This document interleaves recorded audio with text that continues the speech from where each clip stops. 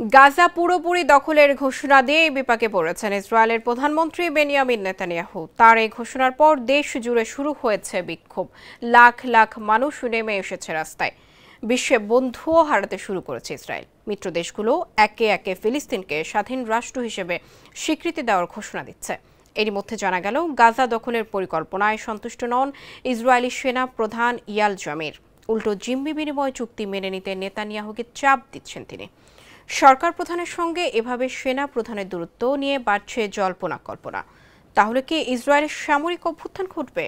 আর এমনটা ঘটার সম্ভাবনাই বা কতটুকু? বিস্তারিত থাকছে ডেস্ক রিপোর্টে।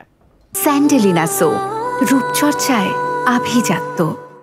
অধিকৃত উপত্যকা দখল করতে দানবীয় শক্তি অর্জন করতে হবে ইসরায়েলকে। এ ব্যাপারে রাগ ঢাক না রেখেই সতর্ক করে দিয়েছে দেশটির সেনাবাহিনী। বিশেষ করে সেনা প্রয়োজন পড়বে হাজার হাজার। আবার দীর্ঘ এই যুদ্ধ আর চালিয়ে যেতে চায় না ইসরায়েলের সেনাবাহিনী। ক্লান্তি আর ভয় ঘিরে ধরেছে তাদের।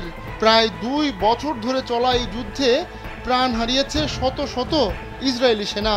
আর তাই গাজা নিয়ে নেতানিয়াহুর পরিকল্পনায় বেঁকে বসেছেন ইসরায়েলের সেনাপ্রধান ইয়াল জামির।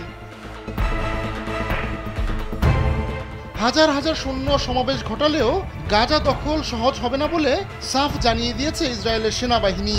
তারা সতর্ক করে দিয়ে বলেছে, গাজা শহর পুরোপুরি ঘুরিয়ে দেওয়ার সরকারি এই পরিকল্পনায় লেগে যেতে পারে কয়েক মাস, এমনকি 1 বছরের বেশি সময়ও লাগতে পারে।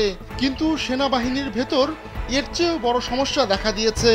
বেড়েছে আত্মহত্যার প্রবণতা, আবার সবার মনোবলও নিম্নমুখী।